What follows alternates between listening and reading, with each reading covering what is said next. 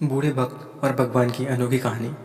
एक आदमी जो जीवन भर राम नाम जपता रहा, अब वो बूढ़ा हो गया था।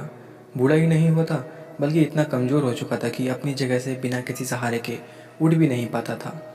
ऐसी स्थिति में भी उसने कभी राम को अपने से अलग नहीं होने दिया। वो पूरा दिन मन में राम नाम लेता रहता।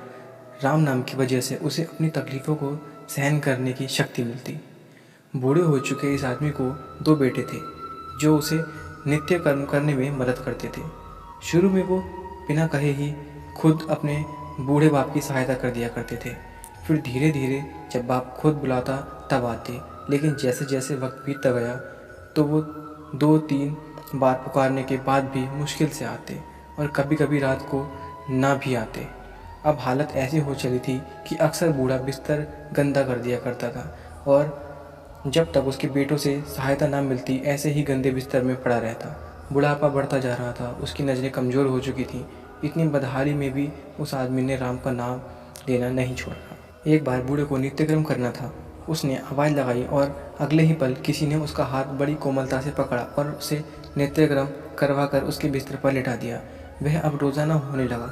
जब भी बूढ़ा आवाज़ देता, अगले ही पल उसकी मदद करने के लिए कोई आता और उसके सारे काम करा कर वहाँ से चला जाता।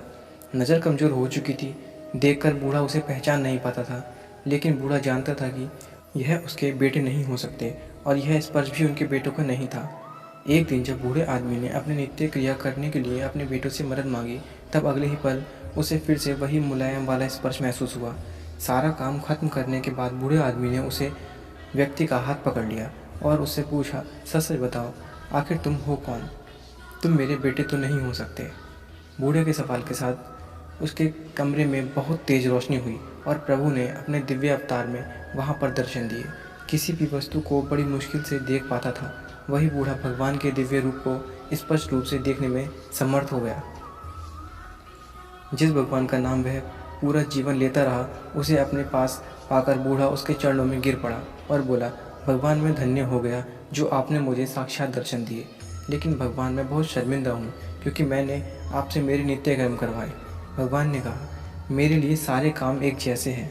अगर वह काम मुझे अपने भक्तों के लिए करना पड़े तो मुझे सभी कामों में खुशी मिलती है। बूढ़े ने हाथ जोड़ते हुए भगवान से कहा, लेकिन भगवान आप यह सब करने के बजाय मुझे मुक्त ही क्यों नहीं कर देते?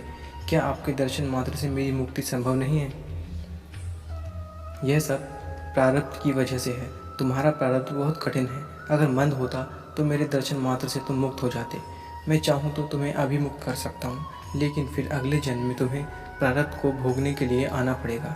इसलिए मैं तुम्हें खुद तुम्हारा प्रारब्ध काट कर मुक्त करवाने के लिए सहायता कर रहा हूँ, भगवान ने कहा। इतना बोलकर भगवान वहाँ से अंतर्धान हो गए। कुछ महीने और काफ़ी तकलीफें भोगने के बाद आखिरकार उस बूढ़े आदमी को मुक्ति मिली।